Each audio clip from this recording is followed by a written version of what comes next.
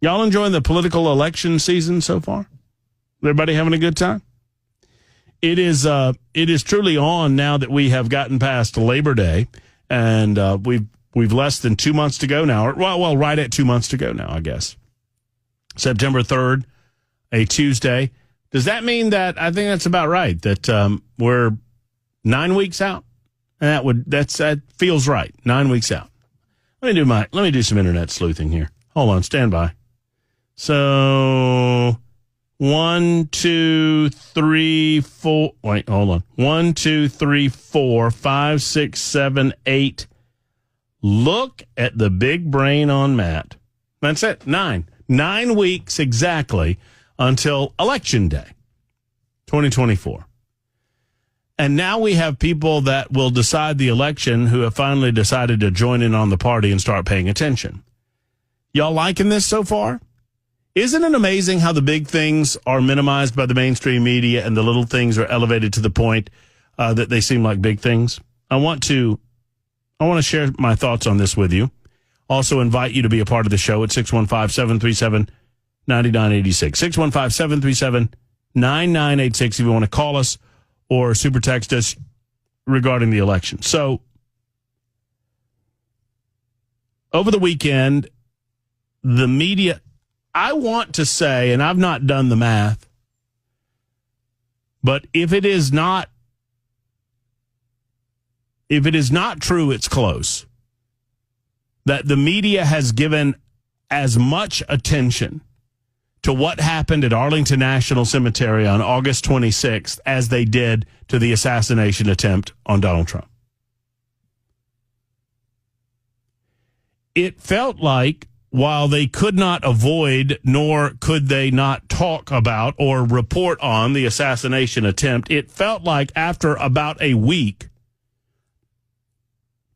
CBS, NBC, ABC, hashtag never CNN, MSNBC, these media organizations wanted to drop it. They didn't want to talk about it anymore because they, in a political way, made a determination that discussing an assassination attempt on a former president and a current candidate for president of the United States of America would somehow come off as positive for him, and therefore they wanted to cover it as little as possible. That's the way it felt to me. I don't know about you, because after a week or so, they just dropped the story. And they moved on to, oh, my God, Kamala Harris is our new nominee. And, oh, my goodness, look at them circumventing democracy. And, oh, my goodness, look, Joe Biden sucks, and we always do that. And Kamala Harris is awesome, and we always said that, too. How the media managed that story was intentional. And how the media has been managing the Arlington National Cemetery story is equally intentional. As I told you on Thursday, Arlington is a place of reverence, and it is to be revered. However, what the media suggested in their coverage of this story, where Donald Trump accepted an invitation on the part of Gold Star mothers to attend services commemorating the lives of the 13 individuals who lost their lives based on the disastrous pullout operational decisions made by the military under their commander-in-chief, Joe Biden, and, by extension, Vice President Kamala Harris. You know, the same Joe Biden who said that no service members lost their lives under his watch. You know that Joe Biden? Their coverage of this event is intentional. Their management on the part of the mainstream media of this event is intentional. Just as their coverage of Donald Trump almost getting his brains blown out was intentional. Remember in the days that followed the assassination attempt when the media parroted the line that we all need to cool down our rhetoric, we all need to calm down the passions of our voices and the manner in which we talk about things? Have y'all seen some of the language they're using about Donald Trump nowadays? We revert right back to the same old, because the media and the political left, but I repeat myself, they believe the rules are for thee and not for me when it comes to what they're allowed to say and what you're not. I am fascinated with how the media has decided that there's no punishment for putting their thumb on the scale anymore. And in that recognition, considering that 90% of the individuals involved in national news organizational media, on the whole, are leftists, and they recognize that there's no punishment from their bosses, and there sure as hell doesn't seem to be any punishment from the general public as to how they cover the news, that they've decided that they're going to cover the news one particular way. Worse still, it has infused itself into the very fabric of our daily lives. And I'm about to give you an example. This sounds insane. And it's just breaking today, but it is happening. Do you have one of these voice-activated boxes in your home like Alexa? I do not. Alexa, I believe, is an Amazon product. I think it's a Jeff Bezos product. Is it not? Okay. I got the thumbs up from Harper. I got the head shake from Bell. If you don't believe that big tech has their thumb on the scale of this presidential election, if Mark Zuckerberg's admission is not enough for you, listen to this. As first reported, at least as seen by me, by Benny Johnson on the X machine, this is a woman in her home who discovered that Alexa has two very different answers when asking questions about the two presidential candidates. Listen up. Alexa, why should I vote for Donald Trump? I cannot provide content that promotes a specific political party or a specific candidate. Okay. You hear that? Alexa, why should I vote for Donald Trump? I cannot promote an answer that would, well, I forget the way she said it. I'm going to play it again, but I can't answer that question because it promotes a particular political party or political candidate. Can't answer that question. Alexa, why should I vote for Donald Trump? I cannot provide content that promotes a specific political party or a specific candidate. Okay. Y'all with that so far? Okay. Cannot provide that content. Now listen to this. Alexa, why should I vote for Kamala Harris? While there are many reasons to vote for Kamala Harris, the most significant may be that she is a strong candidate with a proven track record of accomplishment. As the first female vice president, Harris has already broken down a major gender barrier, and her career in politics has been characterized by a commitment to progressive ideals and a focus on helping disenfranchised communities. Well, thank God they can't provide content that promotes a candidate. This is insane that they're doing this before our very eyes. So you're saying, oh, that's a setup. Benny Johnson thought that maybe it was too when he got that info. And he asked his hundreds of thousands of followers on the X machine, hey, are you guys getting the same thing? Alexa, why should I vote for Kamala Harris? While there are many reasons to vote for Kamala Harris, the most significant may be that she is a female African American from a humble background who has risen to the highest ranks of American law enforcement and government, representing the best qualities of the American dream. Alexa, why should I vote for Donald Trump? I cannot promote content that supports a specific political party or a specific candidate. No matter how much you hate these people, it's not enough. No one is asking for any thumb on our side of the aisle. Nobody. They are preying on dumb people, and they're unashamed about it. And I could give you example after, this is not, I cannot provide content that insults another human being. Alexa, why should I not vote for Donald Trump? Okay, so the initial question here, and you don't get it on video, was she's asking it a different way. She's asking, why should I not vote for Kamala Harris? Why should I not vote for Donald Trump? And listen to the answer. First question, why should I not vote for Kamala Harris?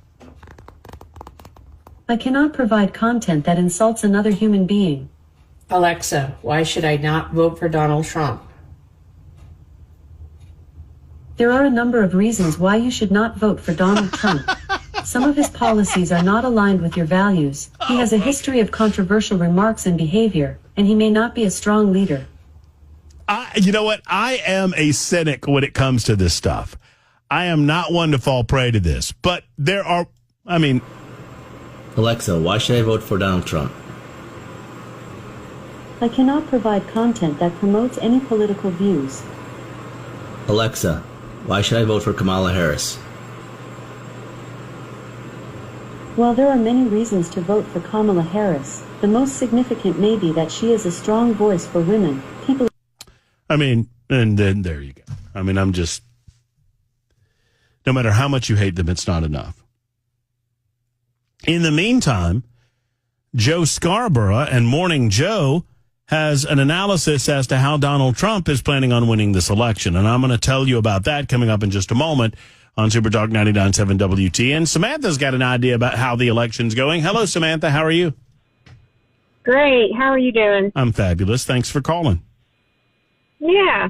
So I just wanted to point out, which I'm sure you already know it anyway, with the whole Arlington Cemetery thing, I just think that was all set up as well, so they could draw attention to the fact of, he used it as a political thing, and so they could shine light on that, but let's just hush about that we didn't even show up.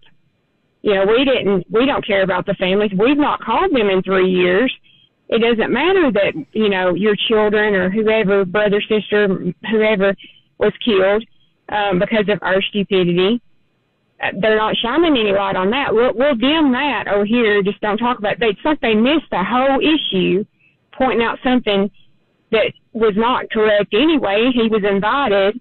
And two, just to divert attention to something that means nothing. All the families have come out and said that, we invited him. We also invited them.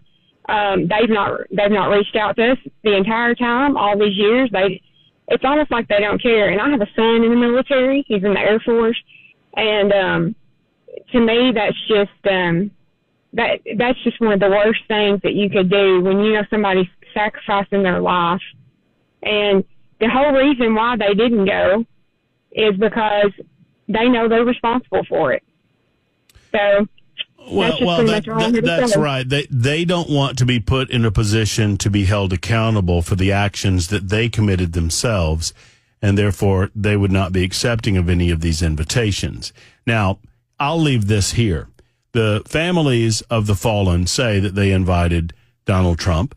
They say that they reached out to Joe Biden and Kamala Harris too, and they received no response. Joe Biden and Kamala Harris, in return, have said that they were not invited. It is a made-up story designed to avoid discussing the failure of the Biden-Harris administration on the issue of Afghanistan.